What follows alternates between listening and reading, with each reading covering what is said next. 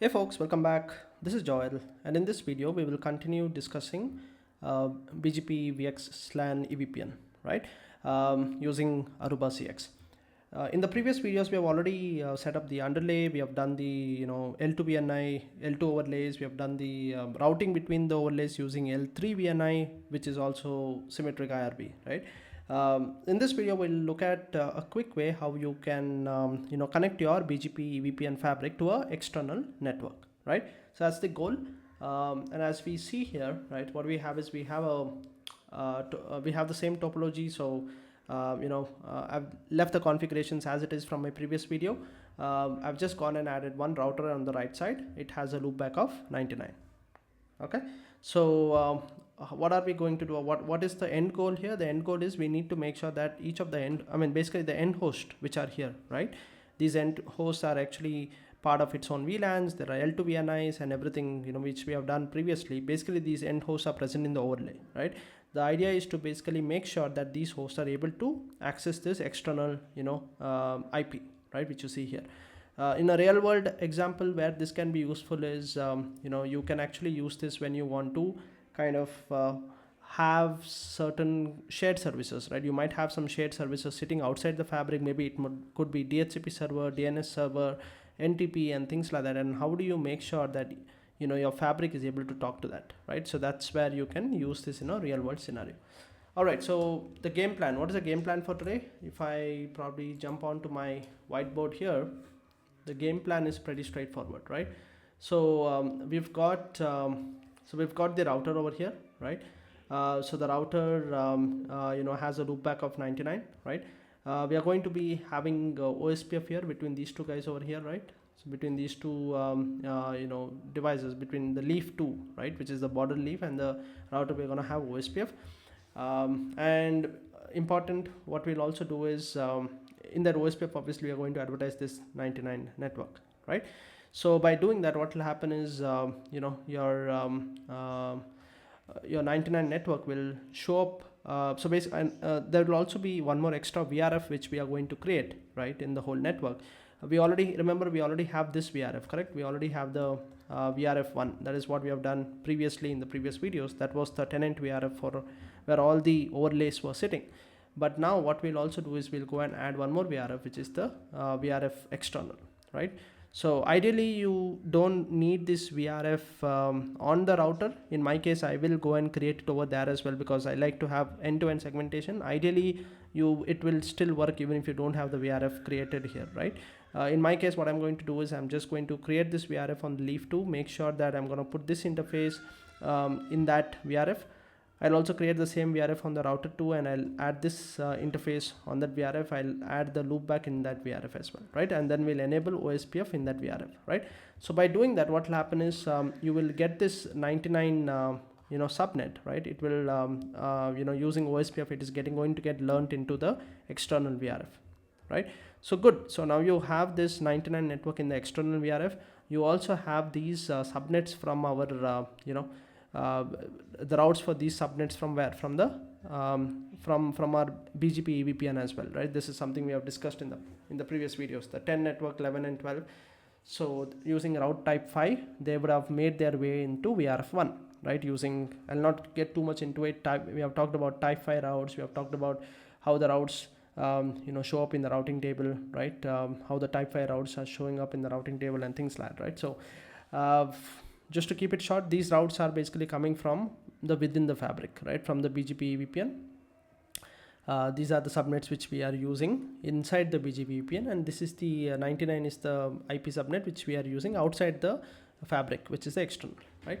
Now the next question is, how do we make sure that we have connectivity between this subnet and this subnet, right? Or how do we make sure that we how do we make sure that VRF1 is talking to VRF external, right? For that, we are going to use something called as we are going to do route linking here, right? So in order to do route linking, this is what we are going to be doing for that purpose. So you can see we are going to be using route targets here, correct? So we'll use route targets, which means route targets is the easiest way to leak routes between two VRFs, because otherwise VRFs are completely isolated, right? So each VRF has its own routing table, right? So there is no way to kind of get the routes from some other routing table into my VRF, right? So that's why we, in order to communicate between two VRFs, in order to leak the routes, we need to use route targets. So the idea here is the routes which are present in the external VRF, we are going to tag it with the route target 300, right? And we are going to export them, right? And over here in the VRF1, we are going to add one extra line saying that, hey, import everything from route target of 300. That way, this 99 network also will make its way into the VRF1. Similarly, in the reverse direction, what we'll do is we'll say that let's tag all the VRF1 routes with 100, and we are going to, on inside VRF external, we are going to add an import statement saying that import everything with 100, right? So as a result, all these routes also will show up in the, all the 10 network routes will show up in the VRF external. So that's how we are going to establish that bidirectional communication. Perfect. So that is the goal, right? That is the goal. So what we'll do is we'll start configuring the router, which is going to be very straightforward, just putting the IP addresses on the interfaces and enabling OSPF. Then on the leaf 2, we will again enable OSPF, right? After that, what we'll do is, we also need to create the VRFs, right? So we'll create the VRF and then enable OSPF, and then we will, there might be a bit of redistribution needed. I will show you where to do, what to do, how to do that. And finally, we are going to use route targets to, kind of export and import the relevant routes, because leaf 2 is already using BGP, right? So that's the goal. Don't worry if it was a little, it looked a bit complicated, but it is not. It's pretty straightforward, right? So let's come down to our router. This is the router, right? Start configuring the router. So all we have to do is let's create the VRF, which is VRF external. I don't really need the route distinguisher, route targets and everything, because we don't have BGP here, right? Let's go and put the router OSPF 1 and VRF external. Cool. So once you're done with that, right? Alright, so once we have enabled OSPF 1 inside VRF external, we are going to do router ID is needed. So I'm going to go with 30.1.2 and the area is going to be 0.0.0. Cool. Done. Now let's go and enable the interface, which is going to be 1/1/1, this interface, right? We'll have to put an IP address. But before that, let's do a no shut and enable routing. Let's attach this guy to external, and let's put IP address of 30.1.1.2/24, and let's enable OSPF as well. OSPF 1 area 0.0.0. Okay, cool. Finally, let's put that loopback interface, which we have been talking about. Loopback 0, IP address is 99/32, right? Oh, sorry, I missed. We should have attached this to the VRF, right? So creating the VRF on this external router is not really mandatory. I like to keep end-to-end, segmentation, but that's fine. So I'm going to put the IP address back again, and finally let's enable this guy in. All right, done. So that should take care of everything. So all the configurations we need are completed on the external route. Perfect. Now let's come to the leaf 2, the border leaf, right? So here let's start by creating the the VRF, right? So I'm going to create a VRF, and we have to put a route distinguisher, right? Route distinguisher, you can keep it at default or you can configure something. Before we actually do it, let's show you what is the VRF which is available. So this is the VRF which is available, right? This is the tenant VRF where all the BGP, EVPN, VXLAN is residing right now, right? All the L2NI, L3NI, all the clients, everything is residing inside this VRF. So all that subnets which we saw, if you look at show IP route, VRF1, right? So you can see inside the VRF table, these are the subnets which are there, the 10 network, 11 network and the 12 network, right? Perfect. So from a configuration perspective, what we'll be doing is, this VRF is already there. We are creating another VRF, which is like a shared subnet type of a VRF, right? Shared services type of a VRF. We're going to call it VRF external. We need a route distinguisher. I'm going to use something very different than what we have used here. I'm going to use 1:1:300, right? Now next is we need to enable address family. Remember, we did not do this previously because previously we did not have IPv4 address family. We just had EVPN, and that is what was done here using these two commands. Now you need to enable IPv4 unicast. Okay, route target. What is going to be the route target? Export. I'm going to use what I've used for route distinguisher. I'm going to use the same tag, right? And after export, we also have import. Sorry, I'm also importing it, right? Sorry, my bad, I think I made a mistake. So we are exporting with route target of 1:300. That's what we did in the diagram, right? So what we'll be doing is we'll be exporting from here using 1:300, and we'll have to import it with 1:100, correct?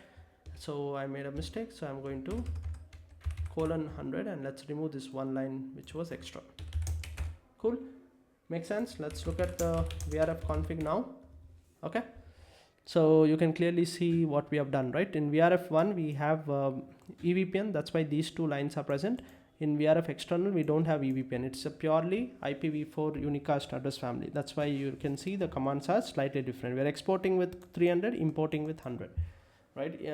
Exporting with 300 means that the 99 route, right, will get exported with the route target of 300, but at the same time the routes, the 10 network, the 11 network, and the 12 network, right, which are coming from VRF1 will get imported using 1:100. That also means we will have to get into this guy and enable the address family, correct? We'll have to get into the address family VRF1. Let's do address family IPv4 unicast, and we will have to do a route export using what? Using 100. We'll have to do a route import using what you're exporting over here, this one, right? It has to match that way, right? Otherwise the import export or the leaking doesn't happen the right way, right? Just to make sure we are all on the same page, let's finally look at all the VRF config. You can see here, so this route distinguisher, we have already looked at this, right? So this gets used probably if I jump on to leaf 1, I can show you the significance of that route distinguisher. Show BGP L2 VPN EVPN, right? So over here 65002 is what we saw right here. This is the route distinguisher. It gets used with the IPVRF, which is the L3 VNI. Perfect. So that's the use of that. So whenever you have the type 5 routes, you can see this particular route distinguisher is getting used. That's the use of this guy, right?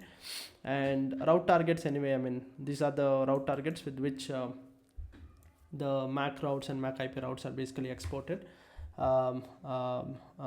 exported and imported into the right VRFs, right? So we have discussed this part before. Now what we have done is we have just gone and added a new address family, because now we are dealing not in L2 VPN, we are going to be dealing only with IPv4 BGP, right? The pure IPv4 unicast BGP, right? Because that is the address family we are expecting to be sent by this external router, correct? All right, so coming back, so we have we are basically exporting we are exporting with 100 and importing with 300, whereas on the other VRF we are exporting with 300 and importing with 100, right? This is the new VRF which we just now created, and we have given it a dedicated route distinguisher as well, which is 1:300. Route distinguisher, like if you have never worked with MPBGP, it is just a way to uniquely identify routes, right? Because VRFs enable this capability where you can have two VRFs, and each of those two VRFs can use the same address space. So how do you kind of distinguish both of those address space in BGP is using route distinguisher. A unique route distinguisher makes a particular route very unique, right? All right, so we're done with the VRF config, right? Going back to our diagram over here. So we created the external VRF, right? We also put in all the route target, export, import statements.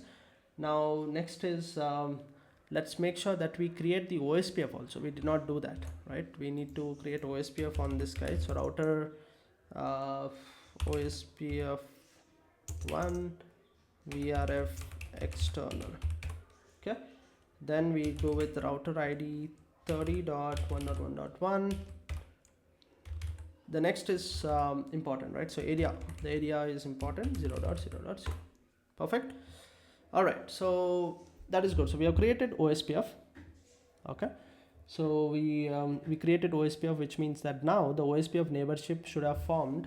Will it form? No, we have just enabled OSPF on leaf 2, but we still haven't put the configurations on 1/1/5. So let's do that. Interface 1/1/5.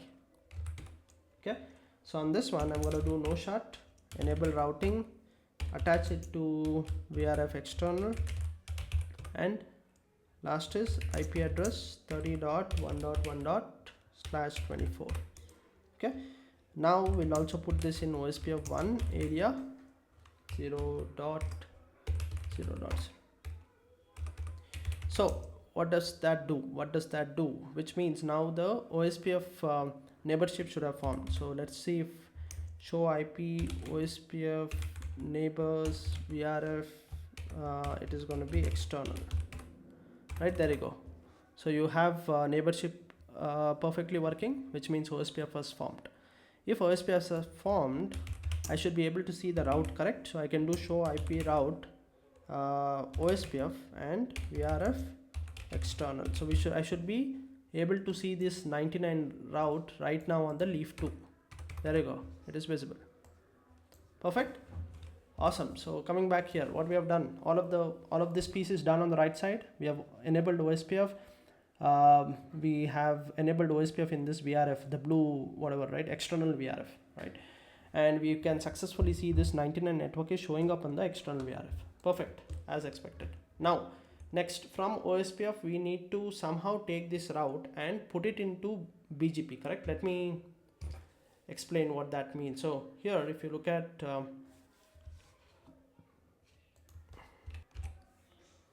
okay, give me one sec. Okay, my pen was all right. So let me just grab my pen here. What we have done is use a different color maybe. All right, so what we have done is we have gotten this 99 network into my external VRF. Perfect. But from here, if I have to use these concepts of route targets, I need to get this route. It has come into the, it has obviously come into the OSPF, but from OSPF I'll have to send it to BGP, correct? Right, so I'll have to send it into BGP because right now it is in OSPF, but I'll have to send it into BGP so that then I can use the capabilities of route target and all of this, right? Otherwise route target is nothing but an extended community value of BGP, right? So you need to somehow send that route all the way inside BGP, right? And what is the default tool for doing this? Redistribution. So right now the route is sitting inside OSPF table. From there we have to send it into BGP. So let's do that using redistribution, right? We already verified that, right? So you see in the routing table of VRF external, the route shows up as OSPF route, and we can see it here. Now how do we redistribute? All we have to do is router OSPF 1 external, VRF external. Okay, so inside the OSPF I'm just going to say redistribute BGP. My bad, I think I made a mistake. So wait, what are we doing? We want to take the OSPF route and send it into BGP. So we need to redistribute inside BGP, right? So let me clear the screen. So it is router, or what we could do is just to show run BGP, right? Let's grab this line. Perfect. So inside this, let's create a separate section for the new VRF, which is external. We already have it for VRF 1, but here I'm going to go into address family unicast and redistribute OSPF. Perfect. That looks good. So once we are done with that, now what should have happened? The route should have magically moved from OSPF to BGP. I mean, not moved, I mean to say it should have been redistributed inside BGP. So we can verify that. Let's verify. So first of all, on leaf 2A, show IP route OSPF VRF external, right? This is correct. The route is inside, it's a OSPF route in VRF external. Now next what we'll do is show BGP VRF, or maybe show BGP, yeah, VRF external question mark, and IPv4 unicast question mark, and we need the exact, this is the guy. There we go, right?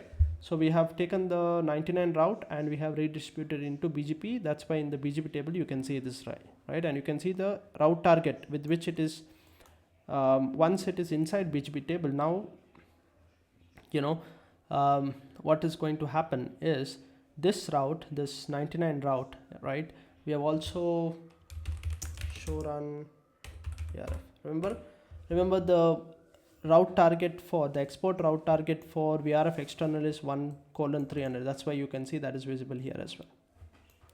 Okay, anyway, so coming back to our flow, where have we reached? We have successfully taken the OSPF route and redistributed into BGP, right? And that too BGP, which VRF, in the VRF external. Okay, now once it is coming into this guy, we know that we can clearly see it is using route target of 1:300, right? But then there is a import route target 1:300 here as well on the WRF1. So can we see if this route is present inside the WRF1 now? Let's just change this external keyword to VRF1. There you go, the route is present here. Perfect. We all know that once the route is present inside VRF1, what is going to happen? Show run BGP. Remember, we have this configuration here, right? Redistribute connected, we have address family v4 enabled, and we inside VRF1 we also know we have BGP L2 VPN, right? So what is this all going to happen? Because of this, if I do show BGP L2 VPN EVPN route type 5, okay, you can see the 99 route is now going to be advertised as a type 5 route, right? It's going to be advertised as a type 5 route by whom? By this guy, by 11.5, which is leaf 2A, which means we should be able to go to leaf 1 now. Let me clear the screen. If I go to leaf 1 and do same thing, show BGP L2 VPN EVPN type 5 route type 5, you can see from the peer we are able to get this route. This is the best route. Perfect. So the one way, you can see the 99 route has traveled all the way from the external router. It has come to the border leaf. From border leaf, it has now using BGP EVPN, it has found its way into leaf 1 as well. Perfect. That's good. So we are solved from one direction. The next thing is we also need to make sure that the reverse direction works, which is because otherwise the traffic will not flow, right? So we have made sure that this 99 route has traveled from this router to leaf A. From leaf A, it has gone to leaf 1, right? Using BGP EVPN, using route type 5 and all of that. Great. But what about the reverse thing, right? We also need to make sure that these subnets which are used inside the fabric are present in on the router. Currently, let's go and check, is it present? If I go to the router and if I do show IP route inside the VRF, right now it is not present. But what is the important step missing? What is missing is, if you come down here, right now these routes, where are they present? They are present in the BGP table, correct? They are present in the BGP table. So they are present, as you see, route type 5, they are present over here. Yeah, these are the networks, 10 network, 12 network, 11 networks. So they are present here. From here, somehow we have to get them into where? Into OSPF, right? To do that, we have to do redistribution. So let's look at what is the OSPF config. Show run OSPF, and all we'll do is we'll go inside, which is the one? Show run, yeah. So we'll have to get inside this guy, right? The VRF external one, and inside this we will just do redistribute BGP. Remember we did redistribute of OSPF into BGP. OSPF was redistributed into BGP earlier. Now we are redistributing BGP into OSPF in the reverse direction. Perfect. The moment you do this, if I come back here and refresh this command, you can see all the routes are starting to show up. The 10 network, the 11 network, the 12 network. Perfect. Now we have completely established the two-way communication. All right, just to verify, now we can go to one of the clients, right? This is the client. Okay, let me disconnect. So if I do a ping from one of the client to 99 network, you can see the ping works, right? Maybe I can try it from another client over here. Maybe let's use this guy.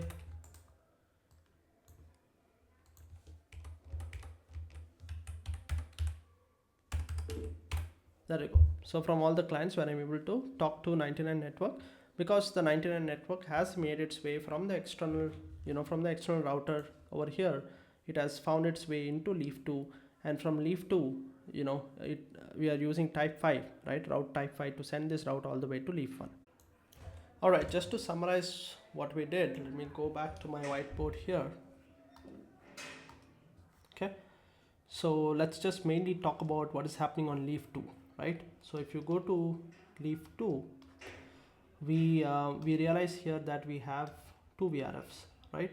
One is the VRF1, another one is the VRF external. Cool. Now in this VRF external, we basically had learned this 99 route into OSPF table. Right, using OSPF routing protocol, this 99 network has been learned. From there, what we did was we redistributed OSPF into BGP, right? So as a result, the BGP also received this 99 network. Perfect. So that's how the 99 network basically made its way all the way from the external router to BGP, inside BGP, inside VRF externals BGP, and it is now sitting down here peacefully, right? But at the same time, we also know that from the VRF1, we already using BGP L2 VPN and route type 5, right? What we have done is we have these networks, the 10 network, we have the 11 network and the 12 network. Okay, now we just need to make sure that these both are able to talk to each other. We want these guys to talk to each other. How did we achieve this? We basically took these routes, right, and we tagged them, right, or let's call it, or basically the route target. That's what we did, right? So we used a route target of I believe it was a route target of 1:100, right? So we used route target of 1:100 while sending this route from this VRF to this VRF. Similarly, for the other guy, right, which is this 99 network, what we did was in the reverse direction, the route target which we used here was 1:300.